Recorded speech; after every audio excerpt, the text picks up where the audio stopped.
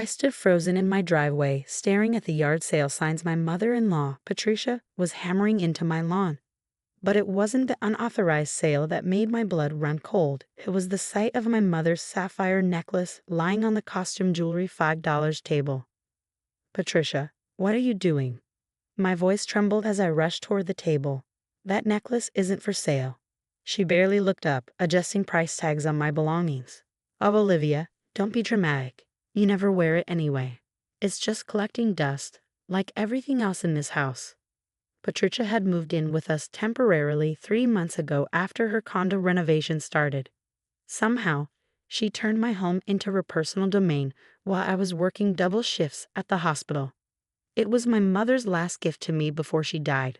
I reached for the necklace, but Patricia snatched it first. It's just cheap glass, dear. Your mother worked as a housekeeper. She couldn't afford real jewelry. Her voice dripped with the same condescension she'd shown since I married her son Daniel. Put it back in my jewelry box. Now, I held out my hand. Actually, she smiled that razor-thin smile. I already sold it. That nice antique dealer who stopped by earlier, he took it for $5. Said it was perfect for his granddaughter's dress-up box. The world tilted sideways. You what? It's for the best, really. Time to let go of the past. Now, help me set up these china plates. I didn't hear the rest. I was already running to my car, fumbling with my keys. The antique shops in town would be closing soon. My phone buzzed. Daniel calling. I ignored it. My husband was a wonderful man, but he never could stand up to his mother. She means well, he'd say. She's just set in her ways. The first 2 antique shops were dead ends. At the third, Morgan's Antiques and Collectibles, an elderly man looked up as I burst in. Please, I gasped, did someone bring in a sapphire necklace today? Silver chain, Art Deco setting. Mr. Morgan adjusted his glasses. Ah, yes, lovely piece. Victorian era, if I'm not mistaken. Pay $5 for it. He chuckled. Quite a deal. It was stolen, I said. It belongs to me. I can prove it. I have pictures. He frowned, reaching beneath the counter. That's concerning. The woman who sold it claimed it was hers to sell. My mother-in-law, I explained, pulling up a photo on my phone. Look, this is me wearing it at my wedding. It was my mother's. He studied the photo, then pulled out a jeweler's loupe. Interesting. Did you know about the inscription? What inscription? Inside the setting. It's microscopic, really. Looks like a series of numbers and letters. Here, take a look. Through the loupe, I could just make out tiny markings I'd never noticed before. My mother had worn this necklace every day until the week before she died, when she'd given it to me with an odd look in her eyes. Keep it safe, she'd said. Everything you need to know is in there. I thought she was delirious from the cancer medications, but now, would you like to know what makes this necklace particularly special? Mr. Morgan asked, his voice gentle. I nodded, unable to speak. These aren't just sapphires. They're cashmere sapphires, among the rarest in the world. And the setting. This is a Cartier piece, circa 1925. I'd need to verify everything, of course, but this necklace could be worth. The shop door chimed. Patricia stood there, face flushed. Olivia, what are you doing? That costume jewelry isn't worth making a fuss over. Mr. Morgan's eyebrows rose. Costume jewelry, madam, this piece is worth approximately. Don't, I cut him off. Something in my mother's last words clicked. Everything you need to know is in there, the numbers in the setting. Patricia strode forward. I'm her mother-in-law. There's been a misunderstanding. That necklace belongs to me. Actually, Mr. Morgan said, I believe there may be some question of ownership. Perhaps we should contact the authorities to sort this out. Patricia's face went white. The authorities? Yes, I said slowly, studying the numbers again. In fact, let's call them. I'm sure they'd be very interested in these numbers. They look almost like banking coordinates. My mother had been a housekeeper, yes, for one of the wealthiest families in Europe. She'd never talked about her work, never spent money frivolously, but she'd made sure I got the best education, the best opportunities. And she'd left me this necklace. Patricia's hands shook as she reached for her phone. I'll call Daniel. Good idea, I said, taking a deep breath. While you do that, I'll be calling my mother's old employer in Switzerland. I think it's time I found out exactly what she left me. Mr. Morgan carefully wrapped the necklace in soft cloth. Shall I keep this safe while you make your calls? I nodded, watching Patricia's face grow paler by the second. My mother had always said patience was a virtue. Now I understood why she'd smiled when she told me that. The real story behind her legacy was just beginning to unfold. The Swiss phone number connected after 3 rings. Banque Nationale de Genève. How may I direct your call? I glanced at Patricia, who was frantically whispering into her phone to Daniel. Mr. Morgan had closed his shop early, giving us privacy while maintaining his role as a witness. This is Olivia Bennett. I'm calling about account coordinates found in my mother's necklace. Elena Marie Bennett was her name. The line went quiet for a moment. Then, one moment, Madame Bennett. Transferring you to private client services. A new voice came on, cultured and precise. Madame Bennett, I'm Mr. Dubois. We've been waiting for this call for 7 years. My hands trembled. 7 years? Since my mother died? Precisely. Your mother was more than an employee to the Rothschild family. She was their most trusted confidant. The necklace you have contains coordinates to a private account and a safety deposit box. We'll need the complete sequence to verify your identity. I read the numbers through the jeweler's loop. Mr. Dubois made satisfied noises. Perfect. The DNA test will be the final verification. DNA test? Yes. Your mother was quite thorough in protecting your inheritance. Would tomorrow morning be convenient? Our representative is already in your city. I caught Patricia's stunned expression and felt a surge of satisfaction. Tomorrow morning would be perfect. After ending the call, I turned to my mother-in-law. Would you like to explain why you really sold my necklace? Her facade cracked. I heard your mother talking to someone on the phone the week before she died. Something about Swiss banks and security codes. I thought she was delirious, but then I saw her giving you that necklace. So you waited 7 years, moved into my house, and staged a yard sale to steal it. Steal is such an ugly word, she sniffed. I was merely investigating. The shop door opened. Daniel rushed in, looking between us frantically. What's going on? Mom said there was some problem with an old necklace. Your mother sold my mother's necklace without permission, I said calmly. A necklace that apparently contains access codes to a Swiss bank account.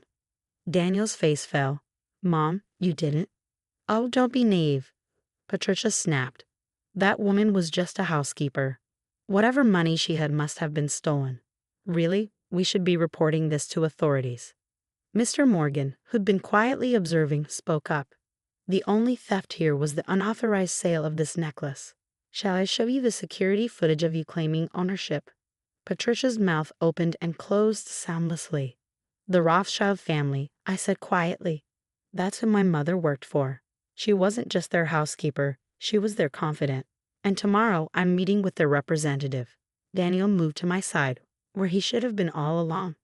I'm so sorry, Olivia. I had no idea my mother would do something like this. Didn't you? I asked. She's been trying to undermine me since we got married. Always hinting about my background, my mother's job, how I wasn't good enough for you. What do you want me to do? He asked. I looked at Patricia, who was now sitting heavily in an antique chair. I want her out of our house. Tonight. But where will I go? Patricia sputtered. My condo isn't ready.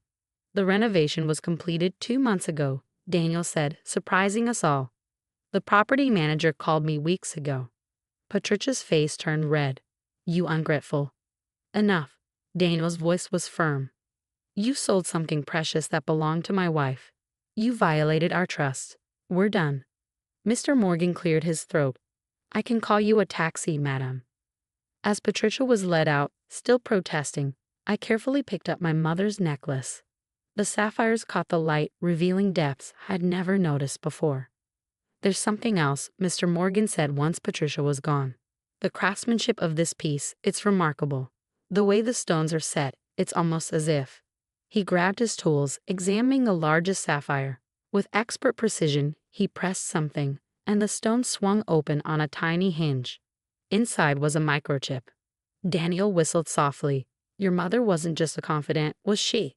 I'm starting to think there was a lot I didn't know about her. I replied, thinking of her quiet strength, her insistence on teaching me multiple languages, the way she'd made sure I learned about art, finance, and world politics.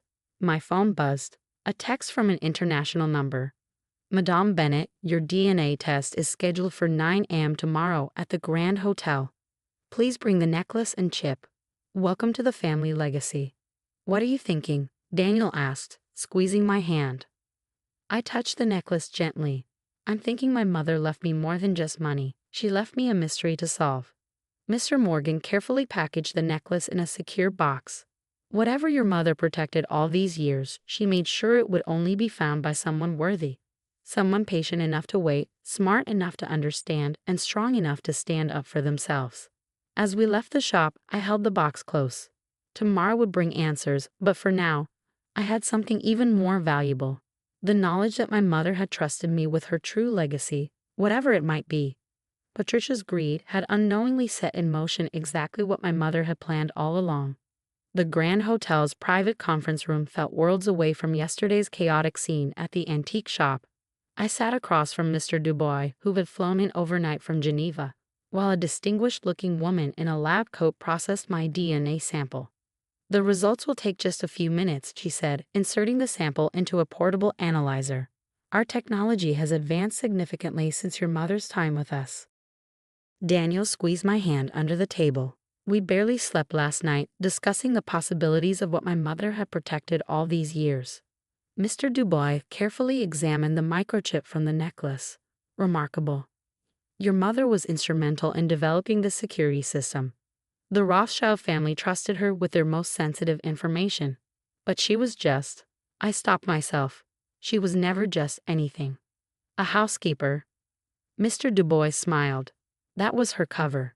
Eleanor Bennett was one of our most valuable security consultants. The housekeeper role allowed her to move through high society unnoticed, protecting family interests while gathering intelligence on potential threats. The DNA analyzer beeped. The woman checked the results and nodded to Mr. Dubois. Excellent, he said, pressing his fingertip to the microchip. A holographic display suddenly projected above the table, showing a series of documents and images. Your mother designed this system herself, he explained. It requires 3 keys: the physical chip, DNA verification, and my authorization as trustee. Now let me show you your inheritance. The first document made me gasp. It was a certificate of shares in the Rothschild International Trust, dated the year I was born. Your mother was offered a traditional salary, Mr. Dubois explained. She chose instead to receive payment in shares, which she held for you. The current value is approximately. He named a figure that made Daniel's jaw drop. But that's just the financial aspect, he continued. The real inheritance is this. The hologram shifted to show a complex organizational chart. Your mother created a security network protecting some of Europe's most influential families. She trained a select group of operatives who continue her work. They've been waiting for you. Waiting for me. Eleanor believed that true security required a perfect balance of intelligence and compassion. She saw those qualities in you. The network needs a new director. I stared at the chart, recognizing some of the most powerful names in Europe. You want me to run this? Your mother prepared you your entire life, the languages she taught you, the education she insisted upon, the way she trained you to observe and analyze. You've been in training since childhood. Memories flooded back. Mom teaching me to read people's expressions, to notice small details, to understand the complexities of international finance. All those games we played were lessons. There's more, the woman in the lab coat spoke up. The DNA test revealed something else.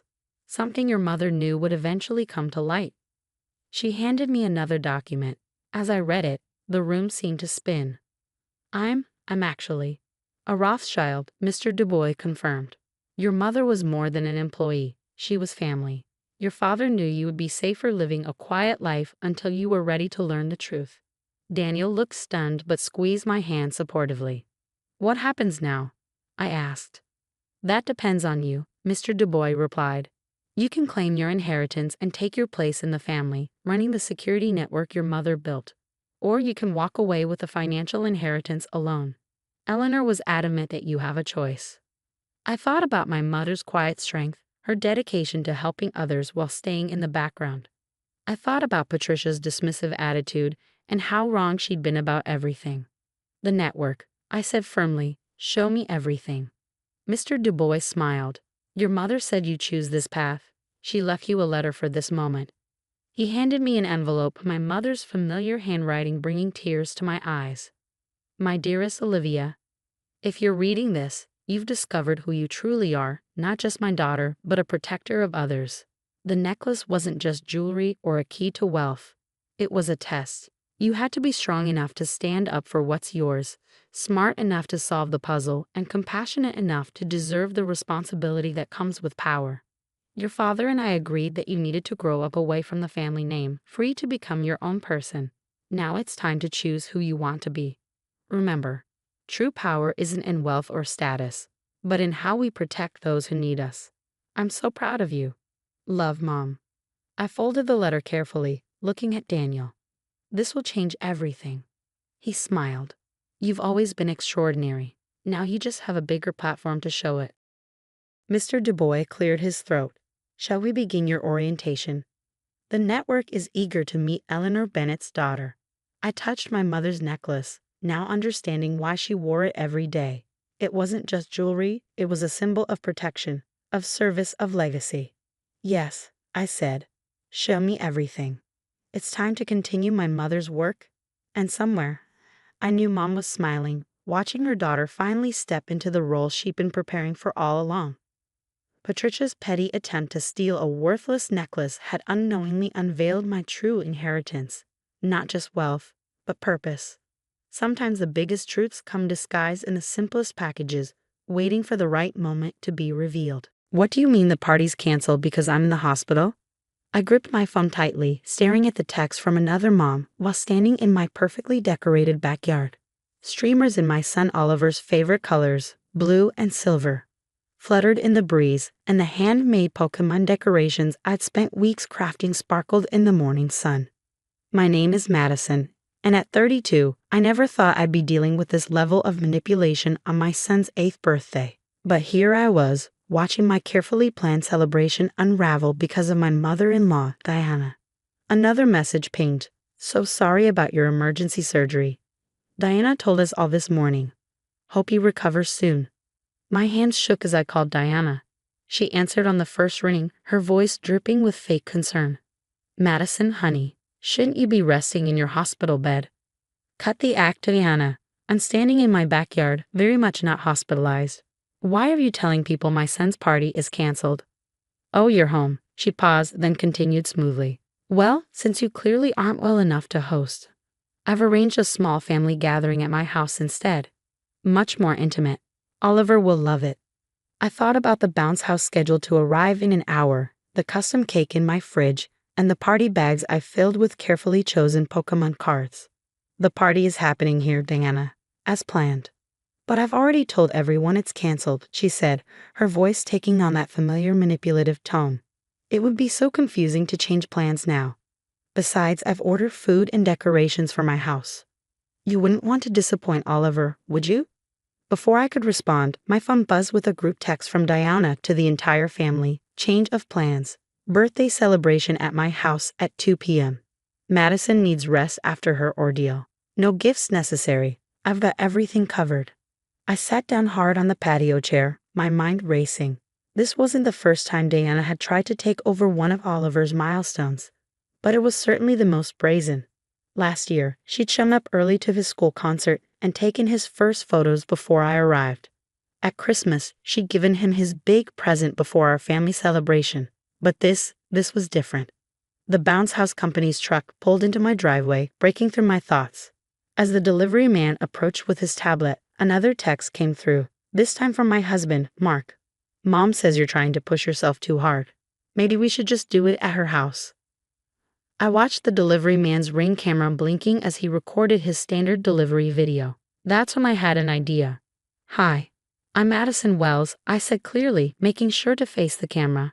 I'm here to confirm delivery of the bounce house for my son Oliver's party today. As you can see, I'm perfectly healthy and the backyard is all set up. The delivery man looked confused but nodded. Sure, ma'am, just need your signature here. Of course, and could you confirm the time and date for the record? He glanced at his tablet. Saturday, May 27th, 10:15 a.m. delivery for the Wells party. Perfect. I signed the tablet, then added, and just to be clear, no one has called to cancel this delivery, correct? No, ma'am, you're all set. I smiled, knowing Diana's lies were about to unravel. Would it be possible to get a copy of your delivery confirmation video? For our records? He shrugged. Sure, I can have the office email it to you. Standard procedure anyway. As the bounce house began to inflate, I took photos of the backyard and sent them to the family group chat. Strange, I seem to be very much alive and setting up for Oliver's party. Here's the bounce house being delivered right now. Everyone's still welcome at our house at noon, the originally planned time and location. My phone immediately lit up with Diana's call. I let it go to voicemail and instead texted Mark. Your mother lied about me being hospitalized to steal our son's party. I have proof. The choice is yours. Come to the party we planned together, or explain to Oliver why his father chose to support a lie instead of celebrating with him. The bounce house was fully inflated now, its blue and silver surfaces matching my decorations perfectly. My phone buzzed with responses in the family chat, confusion, apologies, and several people confirming they'd be at our house at noon. Diana's next message made me laugh out loud. There seems to be a misunderstanding. I was only trying to help since I heard Madison was ill. But it was too late. The delivery company had already emailed me the video, showing me clearly healthy and present. I forwarded it to the entire family with a simple message: no misunderstanding here. Just the truth on camera. The next hour would change everything. As parents started arriving with their kids, Diana's carefully constructed narrative would crumble. But first, I had a bounce house to test out with my son. As parents began arriving with their kids, I could see the mix of confusion and embarrassment on their faces. The first to approach was Emma, Oliver's best friend's mom, clutching a gift and looking flustered. Madison, I'm so sorry. Diana called this morning saying you were having emergency appendix surgery. I should have checked with you directly. She trailed off, taking in the perfectly decorated backyard and the sound of Oliver's delighted laughter from the bounce house. I smiled warmly. It's not your fault, Emma. Diana has a history of creative storytelling. I showed her the delivery video on my phone. I made sure to document everything this time. More families arrived, each with similar stories. Diana had called them all personally, weaving elaborate tales about my supposed hospitalization. Some had been told I had appendicitis. Others heard it was a gallbladder emergency. One parent was even told I had been in a minor car accident. The party was in full swing when I heard a commotion at the front gate. Diana had arrived wearing a look of righteous indignation and carrying what appeared to be party supplies from her house. Mark was right behind her, his face a storm of emotions. Madison. Diana's voice carried across the yard, causing several parents to turn. I was so worried. When you weren't answering my calls, I thought something terrible had happened.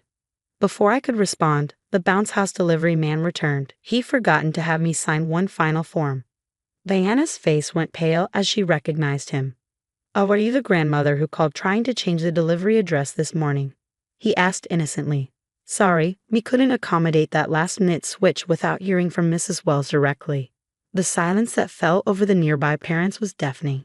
Diana's mouth opened and closed like a fish out of water.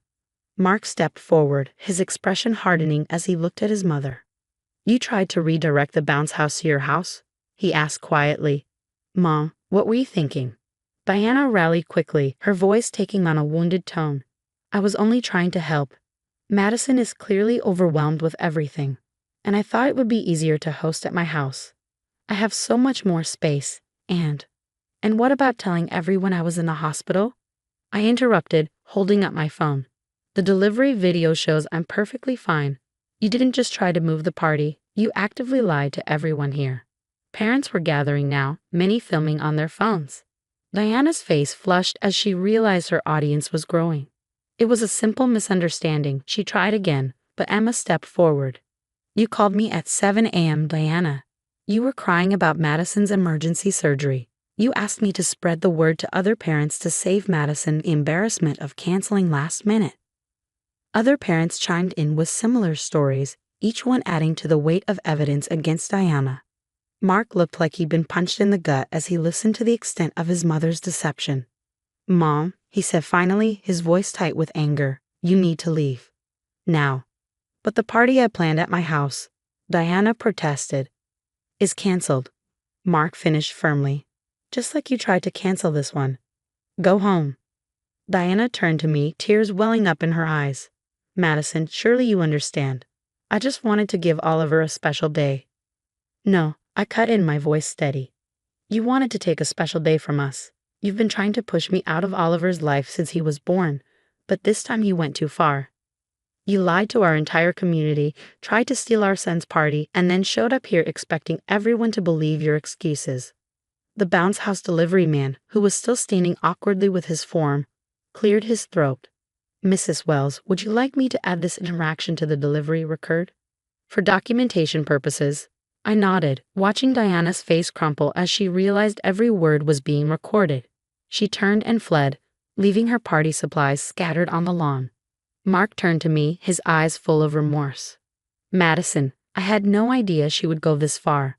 All these years when you tried to tell me about her behavior." "Not now," I said quietly. "This is Oliver's day. We can talk about your mother later." As if on cue, Oliver came bouncing over, his face flushed with excitement. "Mom, Dad, come bounce with me. This is the best party ever." Looking at my son's joyful face, I felt a weight lift from my shoulders. Diana had tried to steal this moment, but she had failed. Instead, she had exposed her own manipulation to everyone who mattered. The party continued, more joyful now that the tension had broken. Parents shared their own stories of Diana's past interferences, each revelation helping Mark understand the full scope of his mother's behavior. The bounce house rang with children's laughter. The cake was a huge hit, and Oliver declared it his most awesome birthday ever. As the party wound down, Emma hung back to help clean up. "You know," she said thoughtfully, "Diana did us all a favor today. Now we know exactly who she is and what she's capable of. No more benefit of the doubt." I looked at the Ring camera footage one last time before putting my phone away. Sometimes the best defense is just letting people show their true colors on camera. Mark was gathering fallen streamers, his face still troubled. I knew we had a long conversation ahead of us about boundaries, trust, and his mother's future role in our lives. But for now, watching Oliver play with his new Pokémon cards, surrounded by true friends and genuine joy, I felt nothing but peace. Diana had tried to rewrite my son's birthday story, but instead, she had written herself out of our future celebrations. Sometimes karma works in mysterious ways, or in this case, through a bounce house delivery man's Ring camera. The fallout from Oliver's birthday party spread through our community like wildfire. Within days, the video from the delivery man's Ring camera had made its rounds among family and friends. Diana's web of lies had unraveled spectacularly, leaving her to face consequences she had never anticipated. A week after the party, Mark and I sat at our kitchen table after putting Oliver to bed. The remains of a takeout dinner sat between us as we finally had the conversation we've been avoiding. "She's been calling nonstop," Mark said, running a hand through his hair. "She says she wants to explain herself, that we're misunderstanding everything." I took a sip of my tea, choosing my words carefully. "And what do you think now, after seeing everything on video?" He was quiet for a moment, staring at his phone, where 15 missed calls from Diana glowed accusingly. "I think I owe you an apology. All these years when you tried to tell me about her behavior, I thought you were being sensitive. But watching her lie to everyone's face, seeing her try to steal our son's party..." He shook his head. "I can't defend that." The doorbell rang, interrupting our conversation. Through the window, we could see Diana standing on our porch, clutching what looked like a gift bag. "Let me handle this," Mark said, standing up. I followed him to the door, staying just out of sight but within earshot. When Mark opened the door, Diana burst into tears. "Finally. I've been trying to reach you both for days. I brought Oliver a special present to make up for the misunderstanding." "Misunderstanding?" Mark's voice was quiet but firm. "Do you mean when you called everyone in our community and lied about my wife being hospitalized, or when you tried to redirect the bounce house to your house? Which part was the misunderstanding?" "Mom, I was only trying to help," Diana protested. "Madison is always so controlling about parties. I thought it would be better if..." "If what?" I stepped into view, My arms crossed. If you took over? If you made everyone believe I was a negligent mother who had abandoned her son's birthday? Diana's face hardened when she saw me. Well, if you just let me be more involved. More involved. I laughed incredulously. You've tried to take over every single event in Oliver's life. But this time you went too far. You didn't just try to push me aside. You lied to our entire community. You made everyone believe I was in the hospital just so you could play host. Mark held up his hand, stopping his mother's next protest. The Ring camera caught everything, Mom. The delivery man's video, your attempts to redirect the bounce house, your arrival at the party. It's all documented. There's no spinning this into a misunderstanding. Diana's face crumpled. But I'm his grandmother. I have rights. No, Mark said firmly. You have privileges. Privileges you've just lost. We're taking a break, Mom. A long one. No visits, no calls, no surprise drop-ins. When we're ready, if we're ready, we'll contact you. But Oliver's summer vacation is coming up. I had plans. Plans you made without consulting us? I interjected. Not anymore. Those days are over. Diana turned to leave, then spun back around, her voice bitter. This is all your fault, Madison. You've turned my own son against me. No, Mom, Mark said quietly. You did that all by yourself. The Ring camera just made sure everyone could see it. After she left, we sat in silence for a moment. Finally, Mark reached over and took my hand. I'm sorry it took me so long to see it, to really see it. The next morning, we received an unexpected email from the bounce house company. They were offering us a free rental for Oliver's next party, citing the unfortunate circumstances of our experience. Attached was a complete compilation of all camera footage from the delivery, including Diana's failed attempts to redirect the equipment. Save it, Mark suggested, in case she tries to rewrite history again. Over the following months, we stuck to our boundaries. Diana's flying monkeys, distant relatives and family friends, tried to intervene, but the video evidence made it impossible to defend her actions. Oliver asked about his grandmother occasionally but seemed more relieved than sad about her absence. No more surprise visits, no more undermined celebrations, no more competing for his attention. 6 months later, as we planned Oliver's half-birthday celebration, a small family tradition, Mark received a letter from Diana. Inside was a formal apology, not just to us, but to every parent she had lied to about the party. She had written it by hand and made copies, delivering one to each family. It's a start, Mark said cautiously, but it doesn't erase what happened. I nodded, watching Oliver arrange his Pokemon cards on the coffee table. No, it doesn't. But maybe it means she's finally understanding why her behavior was wrong. Thanks to one very observant bounce house delivery man, Mark added with a small smile. Sometimes the best lessons come from unexpected sources. In our case, it took a Ring camera and a bounce house delivery to expose years of manipulation. Diana might never fully change, but she'll never again be able to deny her actions or twist the truth. It's all there, recorded for everyone to see. As for us, we're learning to celebrate our way, without drama or deception. Oliver's next birthday party, it's already planned, bounce house included, with cameras rolling just in case. I had spent months planning my daughter Sophie's 10th birthday party. She'd been begging for a princess-themed celebration since last year, and after everything she'd been through with her father's passing, I wanted to make this day absolutely perfect for her. The decorations transformed our backyard into an enchanted garden. Pink and purple streamers danced in the gentle breeze, twinkling lights wrapped around every tree, and a stunning castle-shaped cake stood proudly on the main table. Sophie's face lit up when she saw it all, her eyes sparkling with the kind of joy I hadn't seen since we lost her dad.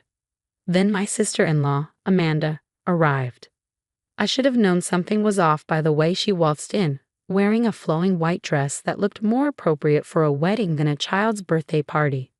But I was too focused on Sophie's happiness to pay much attention to Amanda's usual attention-seeking behavior. The party was in full swing, with kids running around playing princess-themed games when Amanda clinked her glass and grabbed the microphone we'd set up for the birthday announcements. Everyone, I have wonderful news, she practically sang, positioning herself center stage. Brandon and I are expecting. I'm going to be a mother. The adults in the crowd turned to her, offering congratulations, while Sophie and her friends stood frozen in the middle of their game. I watched my daughter's shoulders slump as all attention shifted away from her special day. But Amanda wasn't finished. Since this is such a momentous occasion, she continued, her voice dripping with fake sweetness, I think we should turn this into a proper celebration. Emily dear, why don't we put away all these childish decorations and make this a real party? I felt my blood begin to boil as Sophie's lower lip started to tremble. My brother Brandon, Amanda's husband, stood awkwardly to the side, looking anywhere but at me. Amanda, I said calmly, though my hands were shaking, this is Sophie's birthday party. We're not changing anything. Her face darkened. Don't be selfish, Emily. This is about family, about new life. Surely that's more important than some kid's party that she won't even remember. Several guests shifted uncomfortably. Sophie was now openly crying, and her best friend, Lucy, had an arm around her shoulders. I mean, really? Amanda pressed on, seemingly oblivious to, or perhaps enjoying, the distress she was causing. She has a birthday every year. This is my first pregnancy announcement. That's when something inside me snapped. All the times I'd watched Amanda manipulate family events, all the moments she'd stolen from others with her drama, every instance where everyone else had to dim their light so she could shine, it all came rushing back. I walked over to the sound system and cut the microphone. Amanda, I said, my voice carrying across the suddenly silent backyard, if you can't respect that this is Sophie's special day, you can leave. She gasped dramatically. How dare you? Brandon, are you hearing this? Your own sister throwing your pregnant wife out of a family gathering. Brandon finally looked up, his face torn. Maybe we should just go. But Amanda wasn't about to give up her stage so easily. She stormed over to the cake table, positioning herself right next to Sophie's castle masterpiece. This is ridiculous. I'm pregnant. This is a miracle. Everyone should be celebrating with me, not wasting time on some over-the-top kids' party. As she gesticulated wildly, her arm knocked against the cake table. I watched in what felt like slow motion as Sophie's castle cake began to tilt. Without thinking, I lunged forward, managing to steady the cake before it could fall. Amanda, however, wasn't done. She reached for the cake herself, apparently intent on proving her point about childish decorations. But what she didn't know was that I prepared for something like this. Not because I expected her to try to ruin the cake, but because I knew how important this party was to Sophie. What happened next would change our family dynamics forever, though not in the way Amanda expected. As she reached for the cake, her perfectly manicured hands ready to destroy my daughter's birthday dream, I pressed a small button on my phone. Suddenly, the backyard sprinklers came to life, dousing everyone, but especially Amanda, in her pristine white dress, with water. The kids squealed with delight, immediately turning the unexpected shower into a game. Parents laughed, quickly moving presents and electronics under the covered patio. And Amanda? She stood there, makeup running, designer dress ruined, looking like a drowned cat. You? She sputtered. You did this on purpose. I smiled calmly.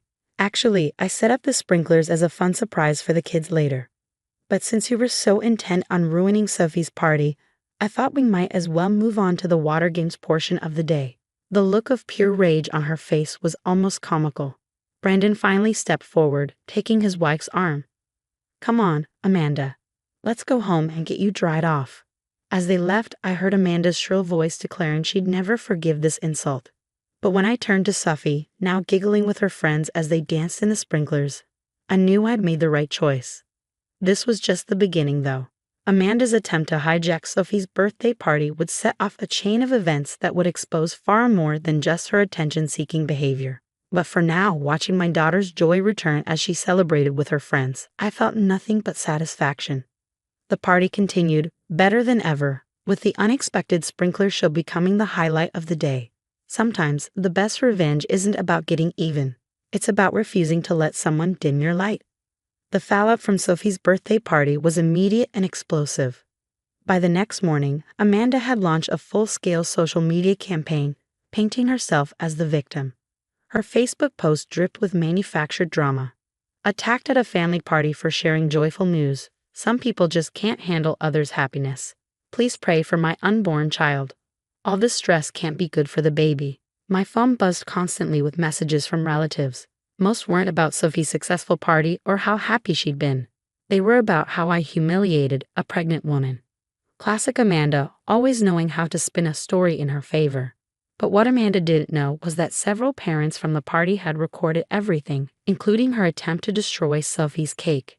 These videos were slowly making their way through our extended family group chats, showing a very different version of events than the one she was telling. My brother Brandon called 3 days after the party, his voice tired. "Emily, you need to apologize to Amanda. She's been crying nonstop, saying you endangered our baby with your malicious attack." I almost laughed. Malicious attack? You mean the sprinklers that every other kid at the party enjoyed? The same sprinklers that saved Sophie's party after your wife tried to ruin it. She's pregnant, Em. You know how hormones can be. Don't you dare blame this on hormones, Brandon. She's been pulling stunts like this since you married her. Remember my wedding? When she announced your engagement during my first dance. The silence on his end told me he remembered all too well. Or Mom's retirement party, I continued, when Amanda faked fainting because Mom's speech went on too long. Face it, Brandon. Your wife can't stand when anyone else has the spotlight. She's different now, he protested weakly. The pregnancy is changing her. Before I could respond, I heard Amanda's voice in the background. Is that her? Put me on speaker. I braced myself as Amanda's shrill voice filled my ear. You evil witch. Do you know what you've done? I had to cancel my pregnancy photo shoot because I'm still traumatized. You'll be paying for that. And for my ruined dress. Amanda, I said calmly, you tried to destroy a 10-year-old's birthday party. A 10-year-old who lost her father last year. Do you ever think about anyone but yourself? How dare you, she screeched. I was sharing a beautiful moment with the family. Sophie has birthdays every year, but this is my first pregnancy. And you couldn't wait one day? Couldn't let your niece have just one special moment? I've already spoken to Mom and Dad, Amanda declared smugly. They agree that you were completely out of line. They're organizing a family dinner this weekend to properly celebrate my pregnancy, and you and Sophie are uninvited. I felt the familiar anger rise in my chest, but kept my voice steady. That's fine. I'm sure Sophie wouldn't want to attend another event you might try to ruin anyway. After hanging up, I sat in my kitchen, memories of the past 3 years flooding back, every family gathering Amanda had hijacked, every celebration she tried to make about herself. I thought about Sophie, how her eyes had lit up seeing her birthday decorations, and how quickly Amanda had tried to snuff out that joy. Not this time. I opened my laptop and started typing emails to everyone who had been at the party. Dear friends and family, I want to thank you all for making Sophie's birthday so special. I attached photos from the party, the kids playing princess games, Sophie blowing out her candles, and yes, the joyful water play that had ruined Amanda's dramatic moment. Within hours, responses started pouring in. Parents shared their own photos and videos, many explicitly showing Amanda's behavior. Mrs. Peterson, Sophie's teacher who had attended, wrote a particularly pointed response about the importance of letting children have their special moments. Then my phone buzzed with a text from my cousin Sarah. Have you seen Amanda's latest post? She's really lost it this time. I opened Facebook to find a long dramatic post from Amanda announcing a proper pregnancy celebration scheduled for the exact date of Sophie's makeup party with her school friends. A date I'd announced in my email. The party would be at the same venue I'd booked weeks ago. She called the venue and claimed to be you, Sarah continued. Said she needed to change the booking to her name. They called me to confirm since I'm listed as the backup contact. Don't worry, I set them straight. I stared at my phone, a mix of anger and disbelief washing over me. This wasn't just about attention anymore. Amanda was actively trying to hurt Sophie. First the birthday party, now this. But as I read through the comments on Amanda's post, I noticed something interesting. Instead of the usual chorus of sympathy she typically received, people were asking questions. Isn't that the same date as Sophie's party? Why not choose another date? Did you already announce your pregnancy at her birthday? Amanda's carefully crafted victim narrative was starting to crack, and she didn't even realize it. As I tucked Sophie into bed that night, she hugged me tight and whispered, "Thanks for standing up for me, Mom." Looking at my daughter's peaceful face, I knew this wasn't over. Amanda wouldn't stop until she either got her way or was exposed for who she really was. And with the next big family event, Thanksgiving, just around the corner, I had a feeling things were about to get much worse. What I didn't know then was that Amanda's pregnancy celebration plans would lead to a revelation that would shake our family to its core. Thanksgiving arrived with a tension you could cut with a knife. Mom had insisted on having everyone over, claiming we needed to heal as a family. Meanwhile, Amanda had spent the weeks leading up to it posting daily pregnancy updates, each more dramatic than the last, while simultaneously spreading rumors that I was jealous of her impending motherhood. I almost didn't go, but Sophie convinced me. "We can't let Aunt Amanda win, Mom," she said with a wisdom beyond her years. We arrived early to help with preparations, only to find Amanda already there, wearing a suspiciously large fake bump for someone supposedly only 3 months pregnant. She was directing everyone like a general, demanding specific seating arrangements for the expecting mother's comfort. The first sign that something was off came when my cousin Maria, an obstetrics nurse, asked Amanda how her first trimester screening had gone. "Oh, I'm waiting until the second trimester," Amanda replied airily. "But you're showing so much already," Maria said, her professional curiosity evident. "Have you had an ultrasound?" Amanda's face tightened. I don't need to explain my medical choices to anyone. The second red flag appeared during dinner. Amanda refused the turkey, claiming her doctor had told her she couldn't eat poultry during pregnancy. Maria's eyebrows shot up, but she stayed quiet. Everything came to a head when Mom brought out the pumpkin pie. As per our family tradition, everyone was supposed to share what they were thankful for before dessert. When it was Sophie's turn, she stood up bravely. "I'm thankful for my mom," she said, "for always protecting me and making sure I feel special, even when other people try to ruin things." Before anyone could respond, Amanda leaped to her feet. "This is ridiculous. Everyone knows pregnancy announcements trump everything else. I should be the center of attention. I'm carrying a miracle." That's when Maria finally spoke up. "Are you really, Amanda? Because everything you've said about your pregnancy goes against basic medical science." The room went dead silent. Amanda's face turned crimson. "How dare you question my pregnancy? Brandon, are you going to let them attack me like this?" Brandon looked uncomfortable. "Actually, Amanda, I've been wondering, you haven't let me come to any doctor's appointments." Amanda grabbed the turkey platter and hurled it across the room. "I deserve all the attention. I'm pregnant. I am." In her rage, she accidentally bumped hard into the table. Her baby bump shifted noticeably to the side. Mom gasped. "Amanda, is that a pillow?" The next few minutes were chaos. Amanda tried to run, but her fake bump got caught on the table corner, pulling her shirt up to reveal the elaborate padding underneath. Brandon's face went from confusion to horror to anger. Dad had to sit down, his hand over his heart. "I can explain," Amanda shrieked, but it was too late. Her lies were literally unraveling in front of everyone. "I found these in her drawer last week," Brandon said quietly, pulling out a stack of papers. Receipts for pregnancy tests, all negative. I wanted to believe her when she said they were old, but... "Get out." Mom's voice was ice cold. "Get out of my house." Amanda tried one last time. "But my pregnancy celebration next week." "There is no pregnancy celebration," I interrupted, just like there was no real pregnancy. It was all just another attempt to steal attention, wasn't it? Just like at Sophie's party. Just like at every family event for the past 3 years. Amanda fled in tears, leaving Brandon behind. The silence that followed was deafening. Later that evening, after things had calmed down, Maria approached me with a hug. "I'm sorry I didn't say something sooner. As a medical professional, I knew things weren't adding up, but I wanted to give her the benefit of the doubt." Mom was still in shock. All those baby gifts we bought. The nursery we helped her start planning. "I'm filing for divorce," Brandon announced, looking both devastated and relieved. I can't be with someone who would lie about something like this." Sophie, who had watched everything with wide eyes, tugged on my sleeve. "Mom, does this mean I can have my makeup party without Aunt Amanda trying to ruin it?" I hugged her close. "Yes, sweetheart. I think Aunt Amanda won't be ruining any more parties." As we drove home that night, I thought about how Amanda's need for attention had finally backfired. Her biggest lie had exposed all her other manipulations, and she'd lost everything she had tried so desperately to control. 6 months later, Brandon was divorced. Amanda had moved away, and our family gatherings were peaceful again.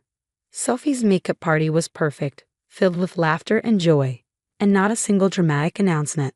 Sometimes the truth has a way of coming out, even if it takes a fake baby bump falling off at Thanksgiving dinner to reveal it. "You clearly don't understand what David needs," Sarah snapped, her manicured hands gesturing dismissively at the treehouse workshop my father had built for my kids.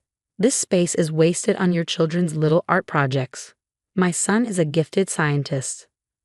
I stood in my backyard, watching my sister-in-law march around the carefully crafted workshop where my twins, Emma and Lucas, had spent countless hours tinkering with their grandfather before he passed. The space was their inheritance, specifically mentioned in Dad's will as the creative workshop for my beloved grandchildren. But Sarah had other plans.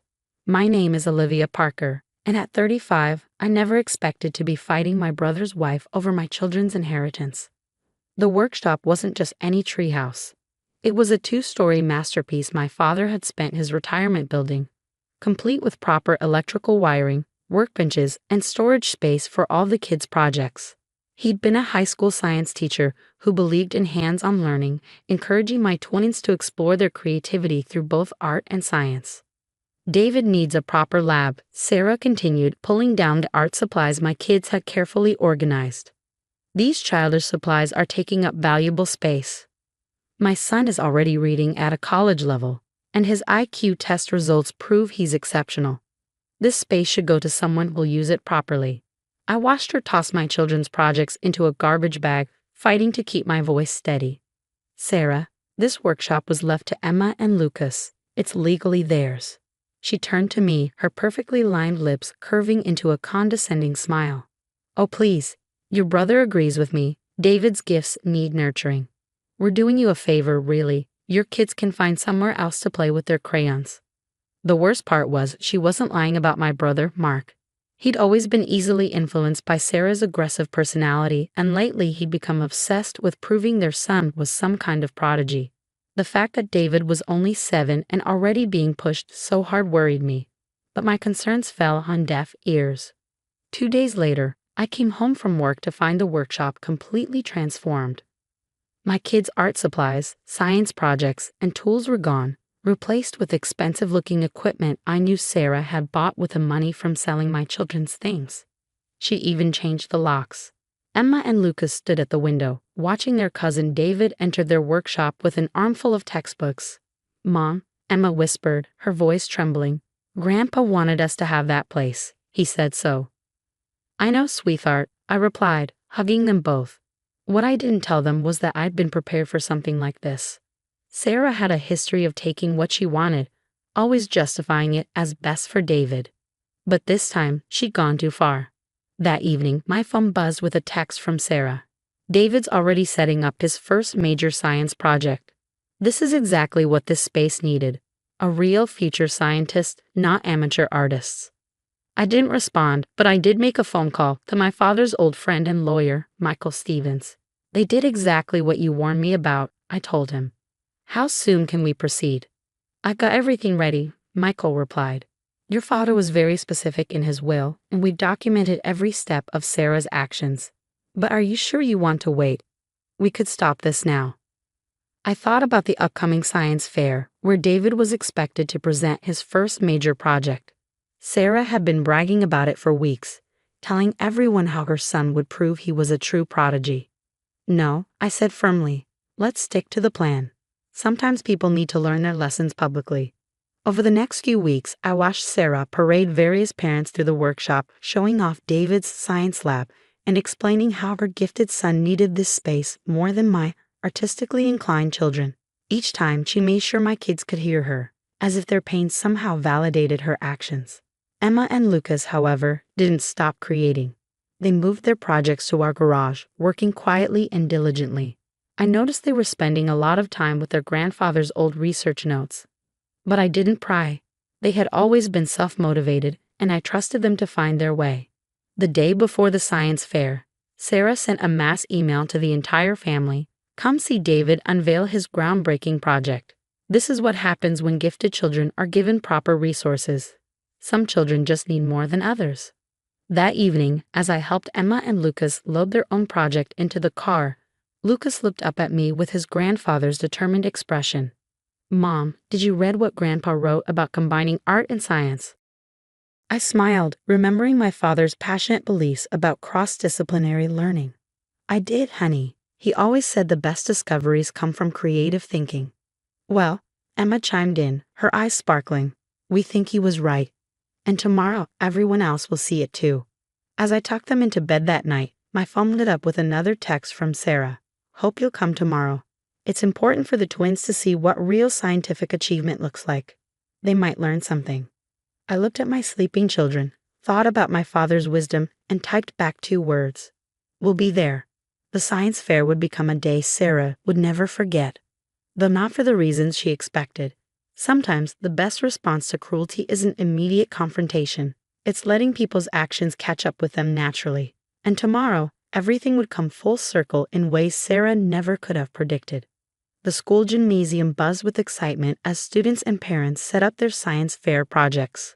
Sarah stood by David's elaborate display, wearing her signature self-satisfied smile as she directed workers to position special lighting around what she called the centerpiece of the entire fair.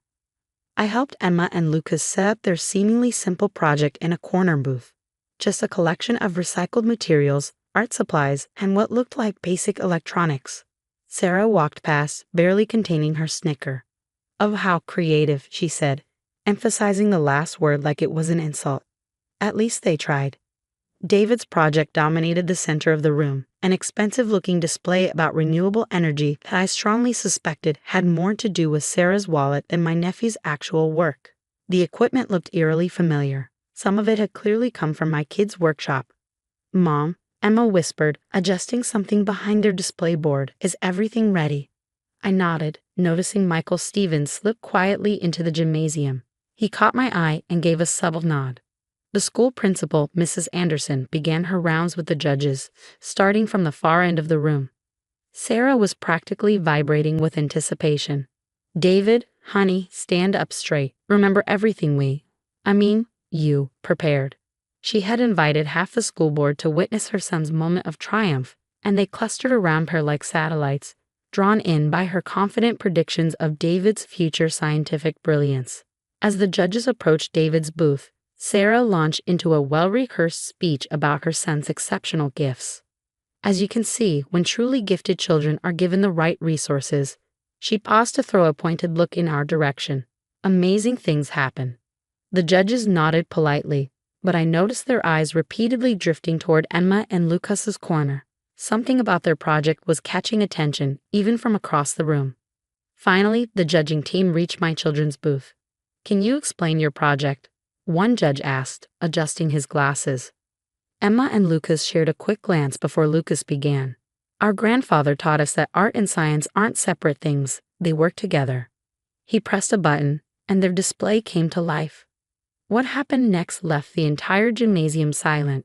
Using recycled materials and artistic techniques their grandfather had taught them, my twins had created an innovative water filtration system that also generated beautiful light patterns. The judges leaned in, fascinated by the combination of environmental science and artistic design. "The filtration system uses principles of fluid dynamics," Emma explained, pointing to the swirling patterns, "but we added fluorescent elements to make the process visible. The patterns actually help us monitor the filtration efficiency. And look," Lucas added, pressing another button. The patterns shifted, creating a mesmerizing display. "We use art principles to make the scientific data beautiful and easier to understand." One judge turned to me, eyebrows raised. "This is remarkable. Where did they learn to combine disciplines like this?" Before I could answer, Emma spoke up. "From our grandfather's workshop. He left us all his research notes about combining art and science. We found them in our special treehouse lab." She emphasized the last words, looking directly at Sarah. Sarah's face had gone pale. "What workshop?" one of the school board members asked innocently. "The one our grandfather built for us," Lucas explained. "He left it to us in his will. It's where we developed this project. Well, until recently." The school board member turned to Sarah, confusion evident. "But I thought you said that was David's personal lab." Michael Stevens chose that moment to step forward, folder in hand. "Actually," he said clearly, "I have the will right here. The workshop was specifically left to Emma and Lucas Parker, with explicit instructions that it be maintained as a space for them to explore both art and science, along with documented proof of Mrs. Parker's illegal seizure of the property. The gymnasium erupted in whispers. Sarah's carefully crafted image began crumbling as the truth emerged. David, looking confused and uncomfortable, turned to his mother. "Mom, you said the workshop was given to us." "I also have proof," Michael continued calmly, "of Mrs. Parker selling the children's equipment and materials, which were also protected under the will." The principal's face hardened as she looked at Sarah. "Mrs. Parker, we need to discuss this in my office, immediately." Sarah's supporters began backing away, their expressions shifting from admiration to disapproval. The judges huddled together, whispering intently while glancing between David's expensive display and my children's innovative project. "This isn't fair," Sarah suddenly burst out, her composure finally cracking. "David is gifted. He deserves that space more than they do. Look at his project. Look at all the advanced equipment." "The equipment you stole from us," Emma said quietly, but her voice carried in the now silent gymnasium. "We didn't need expensive things. Grandpa taught us that science is about creativity and observation, not just fancy equipment." As Sarah was led away by the principal, the judges finished their deliberations. The tension in the gymnasium was palpable. David stood alone by his project, looking lost and embarrassed. Despite everything, my heart ached for him. He was just a child caught in his mother's overwhelming ambitions. "Before we announce the winners," the head judge began, "we want to note that our decision was based solely on scientific merit, innovation, and presentation."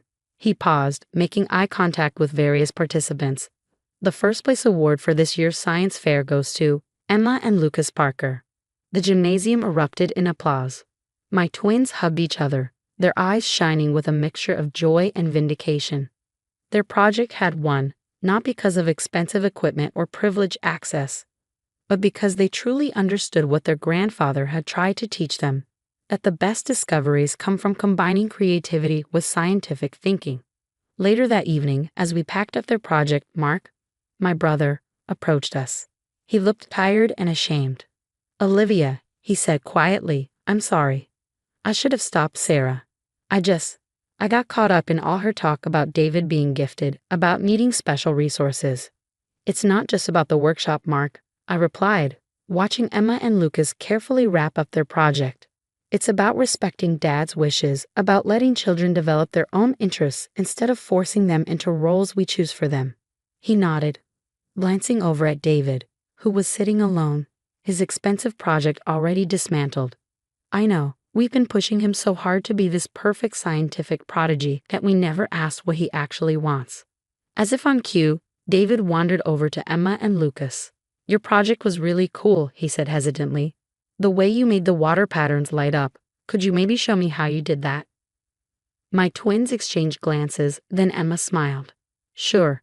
Actually, Grandpa left lots of notes about combining art and science. If you're interested." The next week, with Michael's help, we reclaimed the workshop. Sarah was facing legal consequences for her actions, and Mark had agreed to family counseling to address the pressure they'd been putting on David. As we cleaned up the space, returning it to its original purpose, I found one of my father's old notebooks. Inside, he had written, "Science without creativity is just procedure. Art without understanding is just decoration. The magic happens when we let them dance together." Emma and Lucas installed their science fair project in one corner of the workshop. To my surprise, David started visiting regularly, not to conduct elaborate experiments, but to learn from his cousins about finding his own path between art and science. It turned out he had a talent for technical drawing and loved illustrating scientific concepts. 3 months later, Sarah called me. Her voice had lost its usual arrogance. "I was wrong," she said simply. "I was so focused on proving David was special that I couldn't see how much I was hurting him and your children. I'm in therapy now, trying to understand why I felt such a need to compete, to take from others." I listened quietly, thinking about how much had changed. The workshop was alive again with the sound of children's laughter and experimentation. Emma and Lucas had started a small science club, teaching other kids about combining artistic thinking with scientific principles. Even David was flourishing, finally free to explore his own interests rather than living up to his mother's expectations. The workshop is open to David whenever he wants to visit, I told Sarah. But it has to be his choice, not yours. As I hung up, I looked out at the treehouse workshop where my father's legacy lived on, not just in the physical space, but in the lessons he had taught about creativity, curiosity, and the importance of letting children find their own way. Emma and Lucas had proven that sometimes the best revenge isn't about winning or punishing others. It's about staying true to yourself and letting the truth emerge in its own time. My father would have been proud, not just of the science fair victory, but of how his grandchildren had understood his most important lesson. The greatest discoveries come not from competing with others, but from being brave enough to follow your own path, even when others try to tell you it's the wrong one.